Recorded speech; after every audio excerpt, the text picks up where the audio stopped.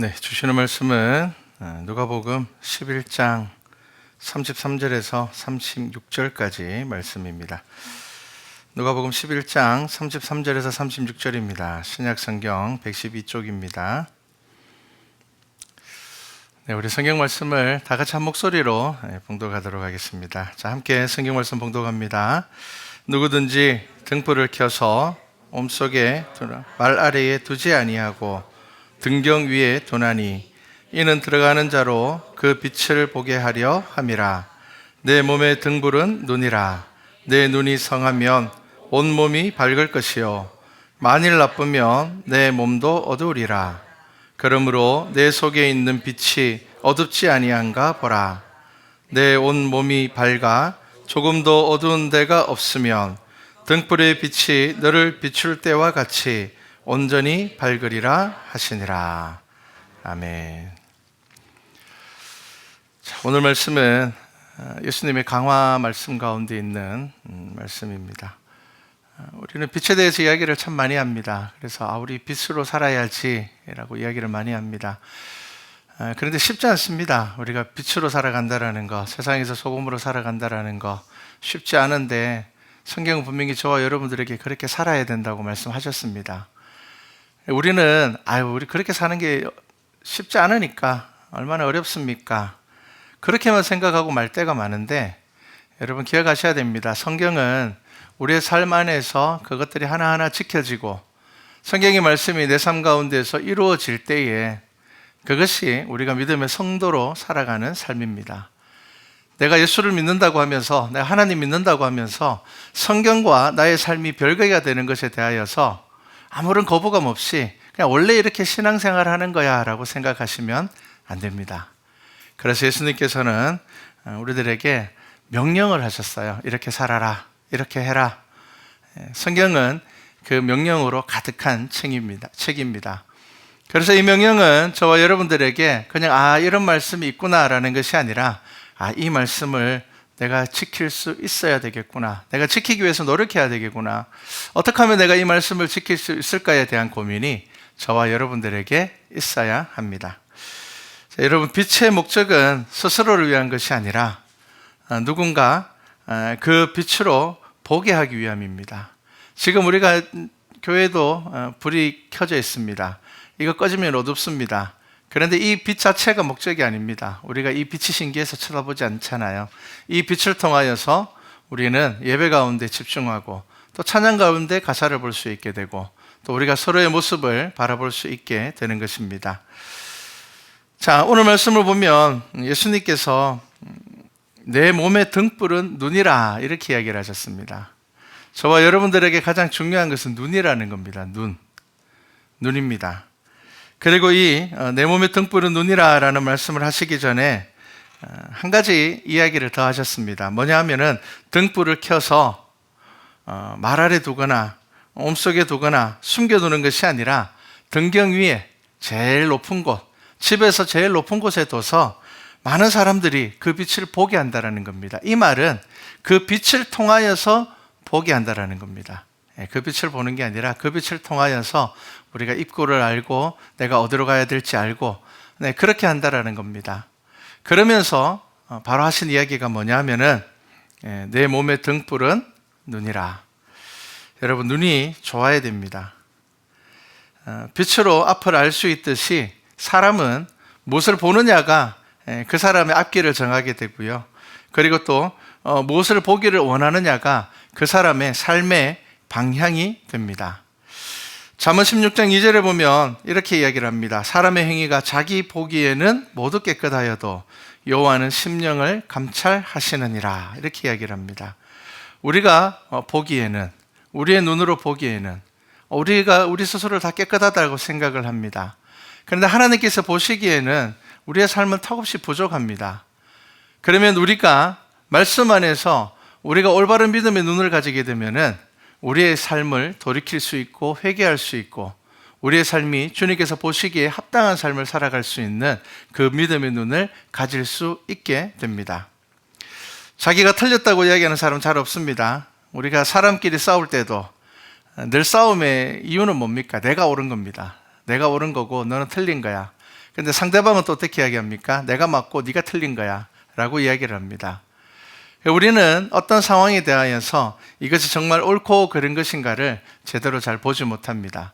그런데 우리의 믿음의 눈이 밝을 때에, 우리가 어떤 상황을 볼 수 있는 눈이 밝을 때에는 무엇이 잘못되었고 그러면 내 안에서도 잘못된 것을 찾을 수 있게 됩니다. 여러분, 죄는 우리를 이기적으로 만듭니다. 그래서 우리가 믿음으로 제대로 살려면 무엇을 보고 무엇을 중심에 두느냐라는 것이 가장 중요합니다. 가정 신방을 가면요, 말하지 않아도 이 집 식구들은 뭘 좋아하는구나 대충 알게 됩니다. 어떤 집에 가면은 자전거를 아주 광나게 닦아놓고 그러면은 자전거 타는 거 정말 좋아하시는 분입니다. 자전거가 먼지가 뽀얗게 쌓여 있으면은 자전거는 샀는데 작심삼일로 끝나버린 분이고요. 신방을 몇 번 갔는데 갈 때마다 자전거를 정말 잘 모셔놓는 분들이 있어요. 제가 예전에 신방을 가니까 이제 연세가 환갑이 넘으신 분인데 자전거 타는 걸 너무 좋아하세요. 너무 좋아하시고 택시 운전을 하셨던 분인데 집사님이 쉬는 날 되면은 자전거를 타고 거의 5-6시간씩을 다니시는 거예요. 근데 자전거가 광이 반짝반짝 나요. 아주 비싼 자전거라고 하더라고요. 제가 얼핏 물어보니까 목사님 이거 차 한 대 값입니다. 그렇게 이야기를 하더라고요. 그러면 뭡니까? 좋아하는 거예요. 자전거 싫어하는 사람은 그렇게 좋은 거 안 삽니다. 그렇죠? 신방을 가면은 이 사람이 무엇을 보기를 원하고 이 사람의 시선이 어디를 향하고 있는가를 잘 알 수가 있습니다. 그래서 다 그런 건 아니지만 믿음 안에서 살려고 노력하시는 분들, 신앙적으로 무엇인가를 붙잡고 살려고 하시는 분들 가정에 가면은 특별한 것이 뭐냐 하면 말씀이 많아요. 군데군데 구석구석 말씀들이 많습니다. 왜냐하면은 내 눈에 띄는 곳에 말씀이 있다라는 것. 그래도 내가 하루를 살아가면서 사실 직장에서는 분주하고 바쁘잖아요. 내가 하는 일 외에 다른 것에 집중하기가 어렵습니다. 그런데 가정에 들어와서 조금은 편안한 마음일 때 나의 시선이 닿는 곳에 말씀을 둔다라는 것은 그래도 내가 하나님 앞에 나아가기를 원하는, 말씀으로 내 삶을 돌아보기를 원하는 그 마음이 있다. 그렇게 볼 수 있습니다. 어느 가정에 신방을 가면요, 신장에 등산화가 가득 있어요. 그러면 산 타는 거 좋아하시는 분입니다. 자기가 좋아하는 걸 가장 많이 보게 되어 있습니다. 그래서 산 오르는 거 좋아하시는 분들은 가장 많이 보는 것은 산이고요. 그리고 또 당연히 가장 보고 싶은 것은 뭐겠습니까? 내가 바빠서 못 가본 산들. 내가 저 산 꼭 가보고 싶은데. 그래서 가장 많이 보고 싶은 것도 당연히 산입니다. 우리가 보는 것이 우리의 환경을 정합니다. 여러분, 우리가 보는 것에 대하여서 이게 정말 중요하구나라는 생각을 하셔야 됩니다. 내가 무엇을 보기를 원하고 내가 어떤 것에 더 많은 시선이 가고 내가 무엇을 많이 보물이 인하여서 더 많은 생각에 빠지느냐라는 것은 내 삶의 방향이 어디를 향하고 있는가라는 것을 말합니다. 정말 재밌는 게 뭐냐면요, 많이 보기를 원하는 것, 내가 보고 싶어하는 것들은 나중에는 그것이 또 내가 많이 보기 때문에 또 내 환경이 그것에 맞춰져서 바뀝니다. 그러면 또 그 환경에 의하여서 또 내 삶은 그것에 또 영향을 받게 되는 겁니다. 그러니까 처음에는 내가 그냥 이게 좋아. 그래서 내가 이것들을 사 모으고 이것들을 내 주위에 두지만 시간이 지나면은 이 환경이 나에게 영향을 미친다라는 거죠. 그러니까 여러분, 우리가 무엇을 보고 내가 무엇을 보기를 원하느냐라는 것은 정말 중요합니다. 그래서 여러분 생각해 보십시오. 내가 뭘 많이 보는 것을 좋아하는가? 내 시선에 닿는 곳에 뭐가 많은가? 나는 정말 믿음의 눈을 가지고 살아가고 있는가 생각해 보셔야 됩니다. 빛의 목적은 숨기기 위한 것이 아니라 등경 위에 두기 위함이라 그렇게 말씀하셨습니다. 이 말은 우리가 우리의 눈을 제대로 활용하지 않으면 우리는 어두워질 수밖에 없다라는 것을 말합니다. 우리가 믿음의 눈으로 살아가지 않으면 우리는 자연스럽게 우리의 삶에서 믿음과 멀어진 생활들을 하게 됩니다. 죄에서 벗어나지 못하게 됩니다. 그러기에 무엇을 보고 어디까지 보느냐라는 것을 우리는 늘 생각해 봐야 됩니다. 내가 지난 한 주간을 지나면서 내가 무엇을 많이 보고 살았는가? 내가 믿음의 눈을 가지고 내 삶에 일어나는 일들을 바라보고 있는가? 한번 생각해 보시기 바랍니다. 마태복음 18장 9절에 보면요, 아주 극단적인 표현을 씁니다. 뭐냐 하면은 만일 내 눈이 너를 범죄하게 하거든 빼어버리라.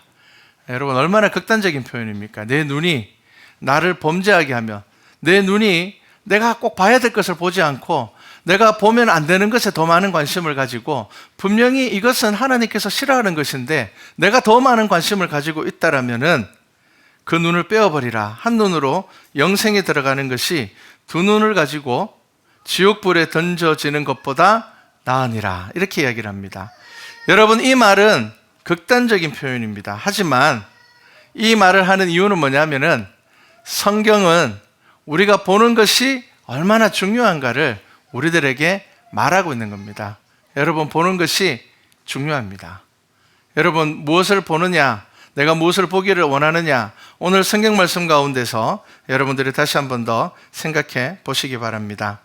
이 내 눈이 너를 범죄하거든 빼어버리라 라는 말은 극단적인 표현으로 보이지만, 내가 죄에서 벗어나기 위해서는 보는 것에 대하여서 성결함으로 살아야 되는 것을 이야기를 합니다. 하나님께서 기뻐하지 않는 것이라면은 여러분, 이 보는 것을 바꾸셔야 됩니다. 되도록이면 이것을 보지 않기 위하여서 노력하셔야 되고, 내 삶에서 이것을 제할 수 있다라면은 제하셔야 됩니다. 제가 여러분들에게 자주 말씀을 드립니다. 여러분들이 믿음으로 살기를 원한다라면은 여러분들의 삶의 환경들을 바꾸십시오. 믿음의 환경으로 바꾸십시오. 이야기를 합니다. 왜냐하면 가장 많이 보는 것에 나는 가장 많은 영향을 받기 때문입니다. 그래서 에베소서 1장 18절에 보면 이런 말씀을 합니다. 너희 마음의 눈을 밝히사 그의 부르심의 소망이 무엇이며 성도 안에서 그 기업의 영광이 풍성함이 무엇이며 그의 힘의 위력으로 역사하심을 따라 믿는 우리에게 베푸신 능력의 지극히 크심이 어떠한 것을 너희로 알게 하시기를 고하노라. 이렇게 이야기를 합니다.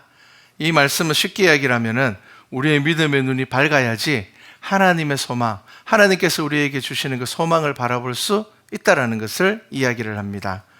우리가 말씀으로 나아가게 되면 우리의 눈은 밝아지게 됩니다. 그리고 우리의 눈이 밝아지게 되면, 진짜 우리의 눈이 밝아지게 되면 가장 먼저 무엇을 보겠습니까? 나를 보게 됩니다.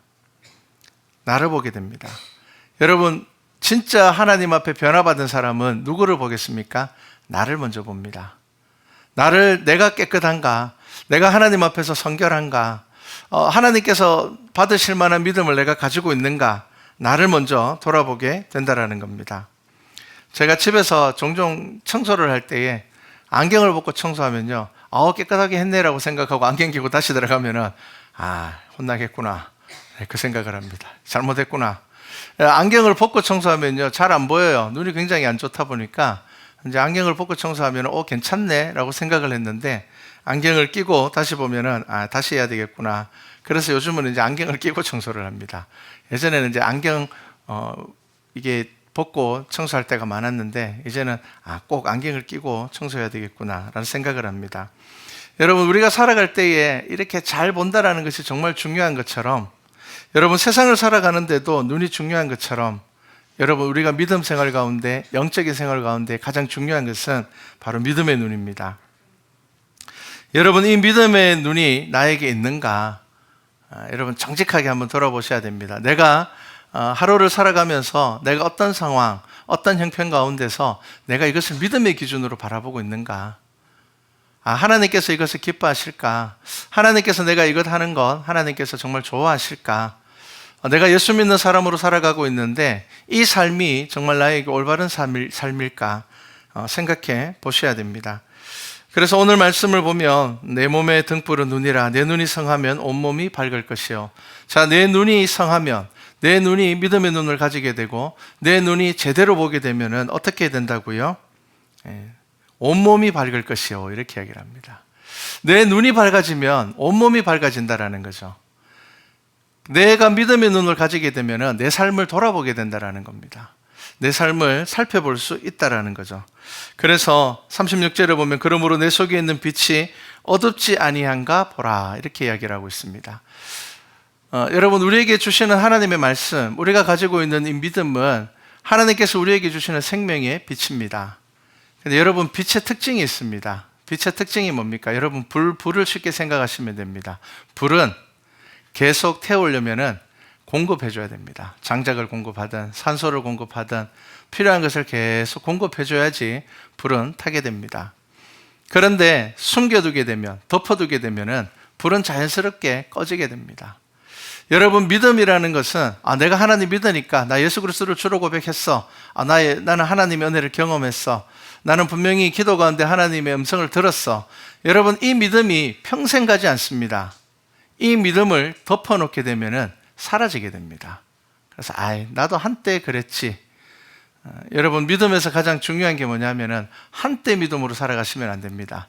예전에 내가 얼마나 뜨거웠는데, 내가 예전에 정말 얼마나 신앙적으로 내가 열심히 했는데, 여러분, 그것은 지나간 것입니다. 중요한 것은 지금입니다. 왜냐하면 우리가 하나님 앞에 설 때는 늘 지금이기 때문입니다. 여러분, 우리가 과거의 믿음을 가지고 하나님께 나아가지 않습니다. 우리가 하나님 앞에 나아가는 그 순간의 믿음이 바로 하나님 앞에 우리가 드려지는 믿음이 됩니다. 자, 그래서 내 속에 있는 빛이 어둡지 아니한가 보라. 빛은 있는데 이 빛이 꺼져가고 있지 않은가를 분명히 보라고 이야기를 합니다. 그리고 내 온몸이 밝아 조금도 어두운 데가 없으면 등불의 빛이 너를 비출 때와 같이 온전히 밝으리라. 이렇게 말씀하고 있습니다. 자, 우리 가운데, 우리 몸 가운데 이제 어두움이 없으면, 어두움이 다 사라지고 우리가 밝은 빛이 되면 어떻게 된다고요? 등불의 빛이 너를 비출 때와 같이 온전히 밝으리라. 우리가 다른 사람에게 빛으로 살아갈 수 있게 된다는 말입니다. 여러분, 내가 예수 믿었기 때문에 이제 나는 이제 빛으로 살아갈 거야. 나는 다른 사람에게 그리스도인으로 살아갈 수 있어. 그렇지 않습니다. 내가 예수 그리스도를 고백하고 내가 예수 그리스도를 주로 고백함으로 인하여서 내가 이제 복음의 진리를 가지고 있다면 그때부터 우리가 무엇을 해야 됩니까? 내 믿음의 눈을 밝혀서 나의 삶이 어떠한가? 내 삶이 온전히 하나님께 드려질 수 있도록 나의 믿음의 삶들을 돌아보고 또한 내 믿음의 삶들을 연단하고 훈련시키며 내가 기도 가운데 하나님께 나아가고 힘들고 어려울 때 찬양 가운데 나의 믿음을 드려야 한다라는 겁니다. 내 몸이 밝으면 다른 사람에게 도움이 됩니다. 여러분, 빛은 도움이 되는 존재입니다.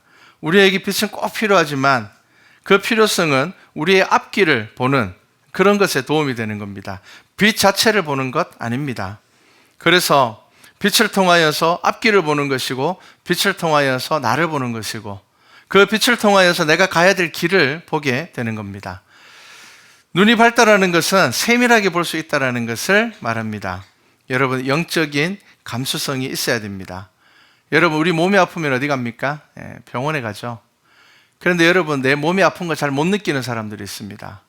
그러면은 아파도 잘 모릅니다. 여러분, 믿음도 마찬가지입니다. 내 믿음이 약해지는 것을 깨달아 알아야 됩니다. 나 지금 믿음이 약해지고 있구나. 내 기도가 약해지고 있구나. 내가 하나님을 생각하는 마음이 점점 사라지고 있구나. 내가 지금 여러 가지 환경들 가운데서 영향을 받아서 나의 믿음이 점점 약해지고 있다는 것을 느낄 수 있어야 됩니다. 혹은 내가 예전보다 더 하나님을 기쁘게 찬양하는구나. 내가 예전보다 더 기도의 자리를 사모하고 있구나. 내가 예전보다 더 말씀을 읽으려고 노력하고 있구나. 나의 믿음의 상태가 어떠한지 내가 믿음의 눈으로 볼 수가 있어야 한다는 거죠.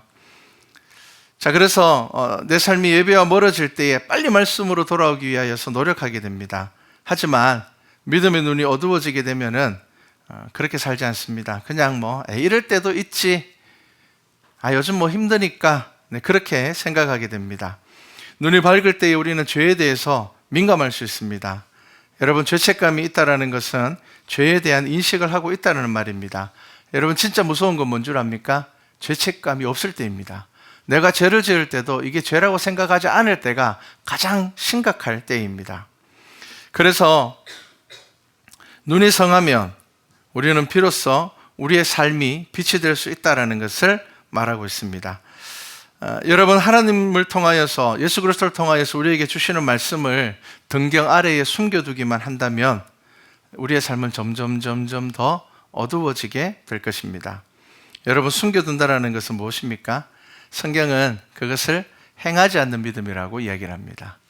자, 우리의 믿음, 예수 그리스도를 통하여서 우리에게 주신 이 복음의 빛이 등경 아래에 있다는 것은 우리의 믿음이 행하지 않고 점점점 약해지고 숨겨지게 된다는 겁니다.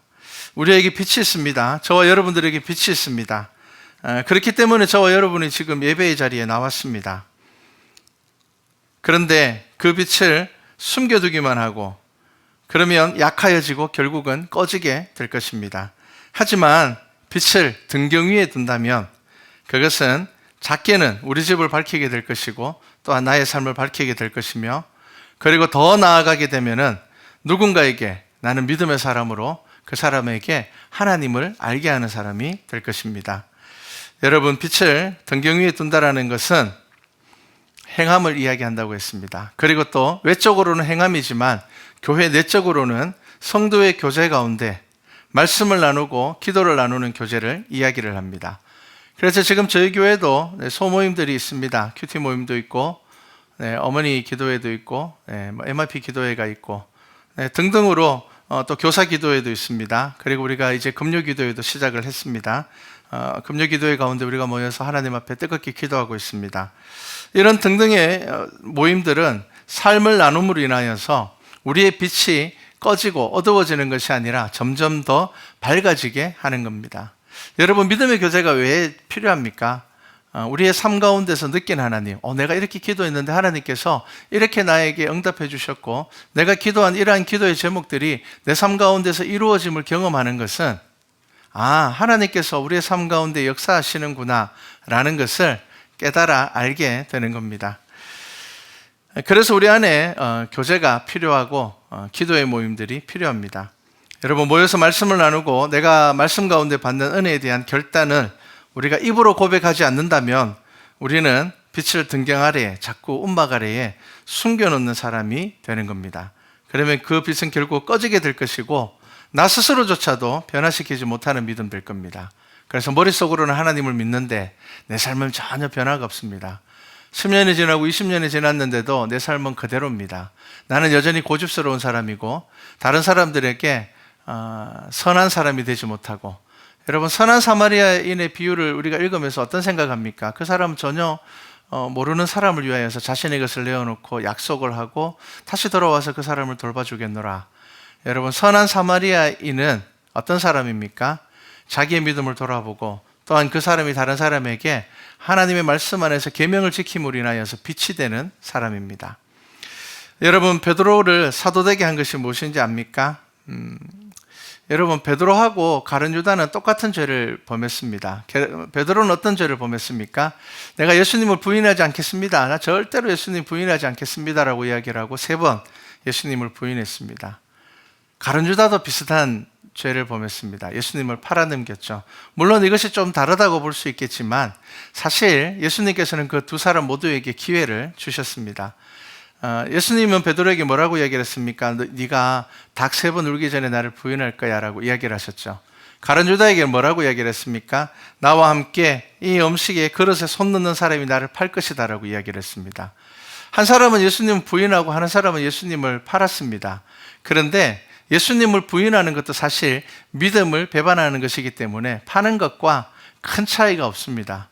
이 두 사람에게 예수님께서는 똑같은 이야기를 하셨습니다. 네가 나를 부인할 거야, 네가 나를 배반할 거야 이야기를 했습니다.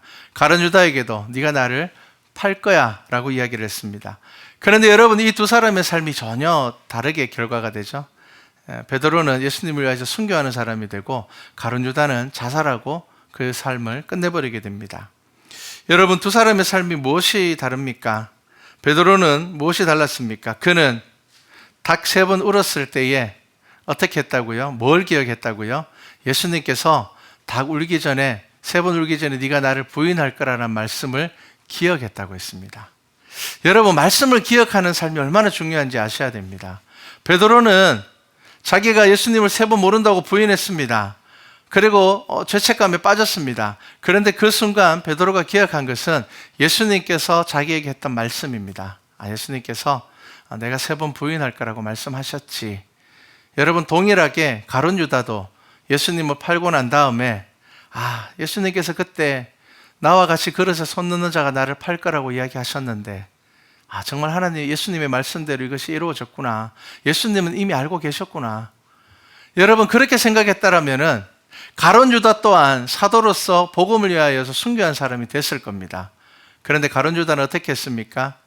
그는 분노하였고, 그는 그 은 30을 가지고 가서 집어 던지면서 뭐라고 이야기를 했습니까? 내가 죄 없는 사람을 팔았으니. 예수 그리스도의 말씀이 자기에게 이루어졌음을 보고도 그는 예수 그리스도를 주로 고백하지 못하고 뭐라고 이야기했습니까? 내가 무고한 사람을 팔았다고 이야기를 했습니다. 그냥 선한 사람, 죄 없는 사람을 내가 팔았다. 거기에서 생각이 멈춰버렸습니다. 여러분 기억하셔야 됩니다. 가룟 유다는 예수 그리스도의 말씀으로 자신의 믿음의 눈을 만들지 못했습니다. 예수 그리스도의 말씀이 자기에게 이루어졌음을 통하여서 그의 믿음의 눈이 밝아지지 못했습니다. 그냥 내가 잘못했구나, 아이고 내가 죄 없는 사람을 팔았구나, 거기서 멈춰버렸습니다. 그런데 베드로는 예수님께서 하신 말씀을 기억하고 그는 회개했습니다. 그리고 그들은 모여서 기도했습니다. 예수님의 말씀이 자기에게 이루어진 것을 기억하고, 그리고 그들은 두려웠지만 함께 모여서 기도하고 있었고, 예수님께서 부활하시고 난 다음에 그들의 기도의 자리를 찾아가셨던 겁니다. 여러분, 우리가 믿음의 눈을 가지고 살아야 됩니다. 여러분, 믿음의 눈이 있습니까? 이거 쉽지 않은 질문입니다. 그냥 내가 예수 믿으니까, 내가 예수님 믿으니까, 교회 다니니까 나는 믿음의 눈이 있지. 여러분, 당연히 그렇게 생각하시면 안 됩니다. 믿음의 눈을 가지고 있다라면은, 이 영적인 눈을 가지고 있다라면은 내 삶 가운데서 하나님께서 기뻐하시는 것과 그렇지 않은 것에 대하여서 분명하게 아셔야 됩니다.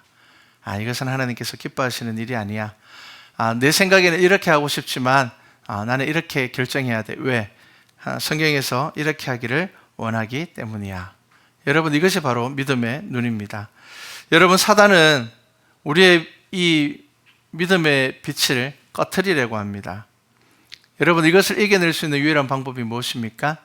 회개입니다. 여러분, 말씀을 기억하는 사람은 반드시 회개하게 되어 있습니다. 여러분, 성경에 하나님에게 붙들려 쓰임을 받는 사람들, 예수 그리스도에게 붙들려 쓰임을 받는 사람의 공통적인 특징이 무엇입니까? 바로 회개입니다. 그래서 예수님께서 이 땅에 오셔서 뭐라고 이야기를 하셨습니까? 회개하라, 천국이 가까이 왔느니라.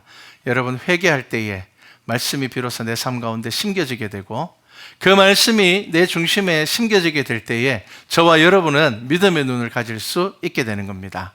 그래서 이 믿음의 눈은 말씀을 통하여서 세상을 보는 것을 이야기를 합니다. 여러분, 등경 위에 말씀을 두고 사시기 바랍니다. 여러분들의 믿음을 숨기지 마시기 바랍니다.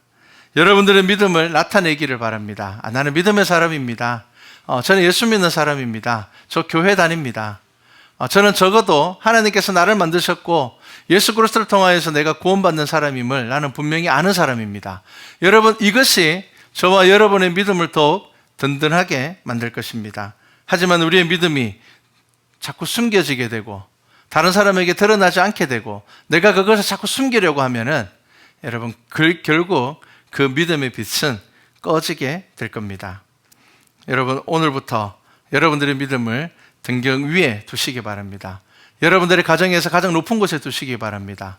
여러분들의 삶의 자리에서 가장 높은 곳에 두시기 바랍니다.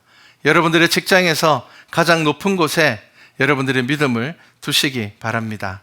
그래서 여러분들의 믿음을 이웃들과 나누고 가족들과 나누고 자녀들과 나누며 그리하여서 믿음의 책임감을 가지고 말씀에 대한 간절함을 가지게 그렇게 여러분들이 한 주간을 살아가시기 바랍니다. 지금 어둠의 시간이 내게 주어졌다면 오로지 그 길을 밝히실 분은 예수 그리스도 뿐임을 기억하시기 바랍니다. 예수님은 역사 가운데 오셨고 예수님의 이 역사의 흔적은 근동지역 곳곳에 아주 뚜렷하게 남겨져 있습니다. 한때 이슬람이 근동지역을 다 차지하고 예수 그리스도의 흔적을 다 없애려고 했지만 없애지 못했습니다. 그 흔적은 사라지지 않고 오늘날 우리에게 예수님의 발걸음을 증거하고 있습니다.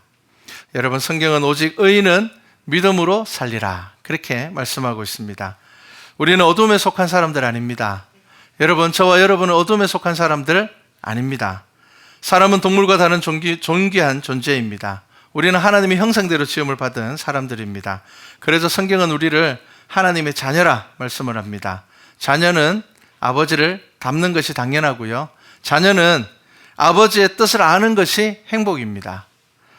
그렇기 때문에 우리가 주의 자녀로 살아갈 때에 우리는 하나님의 뜻에 대해서 관심을 가져야 되고 하나님께서 내 삶을 통해서 무엇을 하시기를 원하시는지를 아셔야 됩니다. 여러분, 어둠을 물리치고 우리의 눈이 닿는 곳의 환경을 바꾸고 믿음으로 결단하여서 살아가는 성도들이 되기를 소망합니다. 사단은 우리를 움츠러들게 합니다. 여러분 기억하십시오. 사단은 우리를 움츠러들게 합니다. 우리의 빛이 한꺼번에 끄지 못합니다. 그러니까 어떻게 한다고요? 등경 위에 있는 빛을 등경 아래에 두게 만듭니다. 그리고는 그 빛이 꺼지게 만듭니다. 여러분, 내 믿음이 자꾸 숨겨진다라면은, 내 믿음이 자꾸 등경 아래에 내려가고 있다라면은, 여러분은 믿음의 눈으로 여러분 결단하십시오. 그것을 다시 위로 올려야 됩니다. 그래서 내 믿음이 다시 결단해야 되고, 내 믿음 가운데서 예배의 자리를 다시 잡아야 되고, 내 삶 가운데서 기도의 자리를 다시 확보하셔야 됩니다. 결단하셔야 됩니다. 그럴 때에 우리의 빛은 우리의 몸을 밝게 할 것이고, 우리는 이웃들에게 빛과 소금으로 그리스도의 사람으로 살아갈 수 있게 될 것입니다. 각자의 삶에 주어진 복음의 빛을 등경 위에 두어서 믿음의 눈이 밝아짐으로 인하여서 빛의 자녀로 살아가는 모든 성도들이 되기를 주님의 이름으로 축복합니다.